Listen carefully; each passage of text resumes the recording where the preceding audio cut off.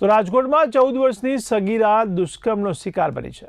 તો ઇન્સ્ટાગ્રામ મારફતે ફ્રેન્ડશિપ કરી સગીરાને ભોળવીને હોટલમાં બોલાવવામાં આવી હતી તેવો આરોપ લાગ્યો છે. ત્યારે સગીરા સાથે અલગ અલગ સ્થળે દુષ્કર્મ આચરવામાં આવ્યું હોવાની પણ ફરિયાદ નોંધાઈ છે.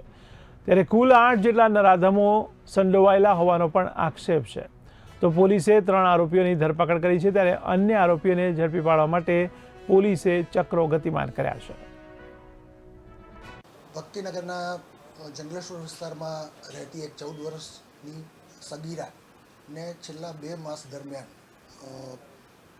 રાજકોટ શહેરના 8 જેટલા યુવકોએ વિવિધ માધ્યમથી ઇન્સ્ટાગ્રામ તેમજ અન્ય માધ્યમોથી ફોસલાવી, ભોળવી અને તેના ઉપર તેની ઈચ્છા વિરુદ્ધ દુષ્કર્મ અવારનવાર છેલ્લા 2 માસ દરમિયાન ગુજારેલ, જે બાબતે ભક્તિનગર પોલીસ સ્ટેશનમાં ફરિયાદ રજીસ્ટર કરવામાં આવેલ છે અને પીઆઈ જયદીપસિંહ પરમાર આ બાબતની તપાસ ચલાવી રહેલ છે. આ આરોપીઓમાં એક દેવિલ, સાહિલ, મિહિર કુગશિયા, રજાક ઠેબા, ધવલ, આસિફ શાહમદાર, એક સગીર વયનો છોકરો તેમજ એની એક